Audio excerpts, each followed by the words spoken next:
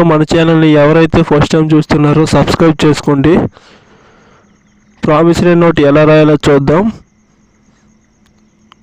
Promissory note ఎలా రాయాలంటే ముందు ఎవరైతే అప్పు తీసుకుంటామో వారైతే ప్రామిసరీ నోట్ అనేది రాసి మనకి ఇస్తారు.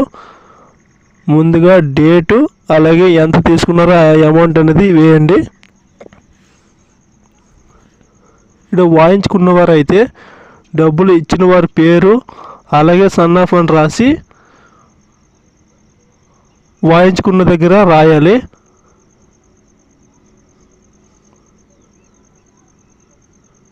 వాయించుకున్నవారు అది సన్ ఆఫ్ మరియు గ్రామం పేరు అలాగే మండలము అలాగే జిల్లా కూడా రాయాలి. అలాగే వాయించి ఇచ్చిన వారి పేరు కూడా రాయాలి. వాయించి ఇచ్చిన వారైతే ఎవరైతే అప్పు తీసుకుంటున్నారో వారి పేరు అనేది జిల్లా పేరు అలాగే మండలము అలాగే మీ జిల్లా కూడా రాయాలి.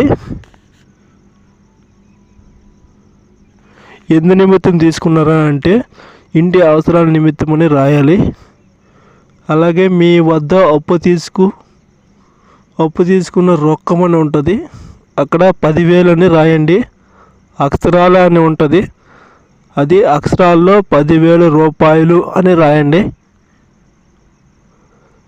అలాగే ఇంత వడ్డీ నెలకు అని కనిపిస్తుంది, అక్కడ నెలకు ₹50 రాయండి. అలాగే అక్షరాల్లో అని కూడా కనిపిస్తుంది, అక్కడ ₹1.50 రాయండి. ఇక్కడ వచ్చేసరికి ఒకే ఊరు అయితే మన గ్రామం అని రాయాలి, వేరే ఊరు అయితే మీ గ్రామం అని రాయాలి. ఒకే ఊరు అయితే మీ గ్రామం మన గ్రామం అని రాయాలి, వేరే ఊరు అయితే మీ గ్రామం అని రాయాలి. ఇక్కడ నా సమ్మితిని వాసి అంటే వాసి ఇచ్చిన వ్యక్తి ఒకటే అయితే వాసి అని రాయాలి. అలాగే వాసిని ఇచ్చిన వ్యక్తి వేరే వ్యక్తి అయితే వాయించి అని రాయాలి. ఇందుకు సంబంధించి సాక్షులు అనేది ఒక ఇద్దరు సిగ్నేచర్ అనేది చేయాలి. అలాగే దస్తూరి ఎవరైతే ఈ ప్రామిసరీ నోట్ రాశారో వారి పేరు అనేది అక్కడ రాయాలి.